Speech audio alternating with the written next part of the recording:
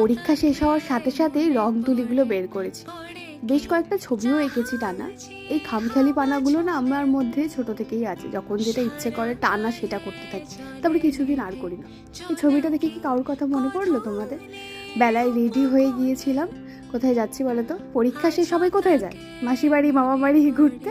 আমিও যাচ্ছি মাসি বাড়িতে। চলো আর কথা নেই, দেরি হয়ে যাচ্ছে। ছোটবেলায় এটাই আমার বাড়ি ছিল, এখানেই আমি পড়াশোনা করেছি, এখানেই বড় হয়েছি, এখন এখানে ঘুরতে আসি। ছোট থেকে বড় হওয়ার মধ্যে অনেক পরিবর্তনের মধ্যে এটাও একটা বড় পরিবর্তন আমার কাছে। মেট্রো টিকিট নিয়ে মেট্রোর জন্য অপেক্ষা করছিলাম, দমদম থেকে নোয়াপাড়া যাব। দাদু বাড়ি ভারী মজা, কিলচর নাই সেরকমই।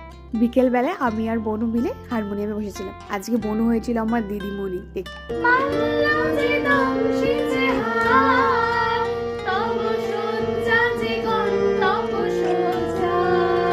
পুলি পিঠে দিয়ে ব্লগটা শেষ করলাম। আজ আসি, বাই।